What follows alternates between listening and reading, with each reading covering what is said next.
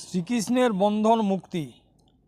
মুনি বলে শুনো শুনো, অভিমন্যের কুমার, যমলয় অর্জুন বৃক্ষ হইল উদ্ধার।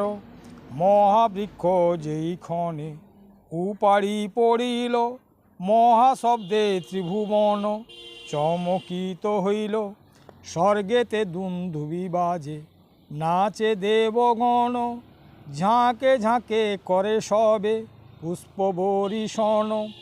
পারিজাত পুষ্প যেই গন্ধে মনোহরে, দেবরাজ বরিশয়ে গোবিন্দ উপরে। আনন্দে সবায় করে সুধা বরিশন, শ্রীকৃষ্ণের মহিমা বা রায় দেবগণ।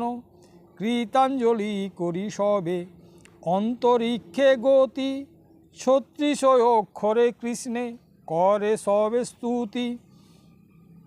তাহা নাহি লিখি আমি বাহুল্য কারণ, তবে শুনো নরপতি পর বিবরণ। উপাড়ি পড়িল বৃক্ষ দেখি যশোমতি, হাহাকারে ধেয়ে আসে যথা যদুপতি। দাঁড়াইয়া হাসিছেন দেবনারায়ণ, যশোমতি লয় কৃষ্ণে করিয়া রোদন। যশোদা বলেন বাছা মোর মুখে ছাই, আপনা খাইয়া তোরে বেঁধেছি কানাই। অন্ধকের নড়ি তুমি নির্ধরে, অন্ধকের নড়ি তুমি নির্ধনের ধন। বাপের দুলাল তুমি মায়ের জীবন, তোমার কারণে কত তপ করেছিনু। বহু পুণ্যে তোমা ধনে কোলেতে পাইনু। মরি মরি বাছা তোরে করেছি বন্ধন, এমন সংকটে রক্ষা কইল নারায়ণ। এই মতো কাঁদে রানী কৃষ্ণ লয়ে কোলে, গোকুল নিবাসী যত এলো উতরলে। কি হলো বলে সকলে ধাইল, আসিয়া দেখিল দুই বৃক্ষ উপাড়িল। শিশু বৃদ্ধ বাল যুবা গোপ গোপীগণ, সকলেতে হইল বৃক্ষ তলেতে মিলন। উদুখল বাঁধা দেখি কহে গোপগণ, কি কারণে কৃষ্ণ হস্তে দেখিয়ে বন্ধন। যশোদা বলেন আমি রাখিনু বন্ধনে, উদুখল সহ ছেলে আসিল এখানে। বৃক্ষ মধ্যস্থল দিয়া যাইতে গোপাল, উপাড়ি পড়িল বৃক্ষ লাগি উদুখল। তলায় আছিল কৃষ্ণ পাইল পরিত্রাণ, কেবল ঈশ্বর মোরে দিল পুত্র দান। এত শুনি কহিতেলা গিল গোপগণ, এমত কুকর্ম রানী না কর কখনো।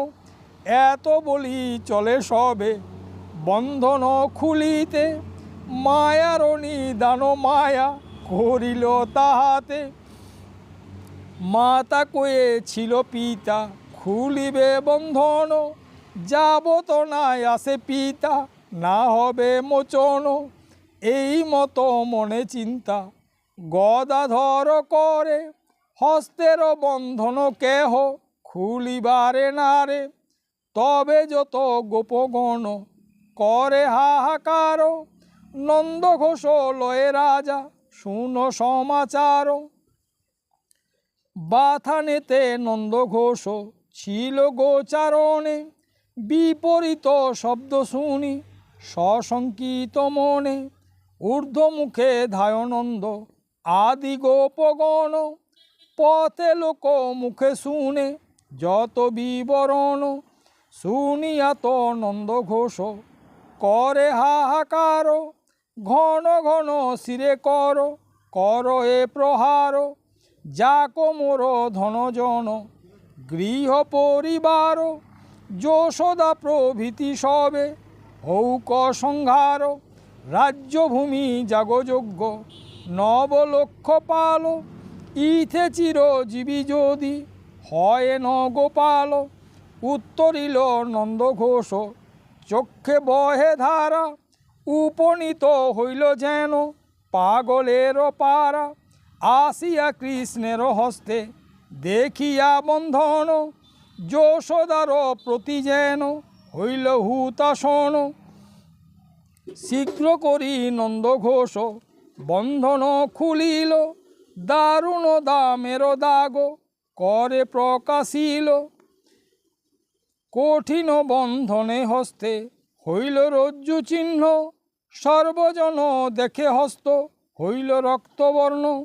যে হইল শোভা কিবা দিব সমতুল যেন কালো জলেতে ভাসয়ে জবা ফুল। নবীন হস্তেতে বর্ণ দেখিয়া লোহিত কম্পমান নন্দঘোষ অধিক কুপিত। যশোদারে কহে তবে অরুণ লোচনে ইহার উচিত দণ্ড দিব তো এক্ষণে। মনে মনে ভাবে তবে দেব নারায়ণ পাছে জননীরে মোর করেন তাড়ন। অনন্ত প্রভুর লীলা জগত মোহন সেইক্ষণে দুই রূপ করিলা ধারণ।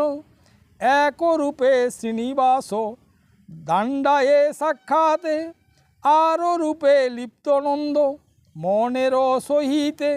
নন্দ হৃদে ভগবান প্রবেশ করিল মোহিত হইয়া মনে ক্রোধ সম্বরিল।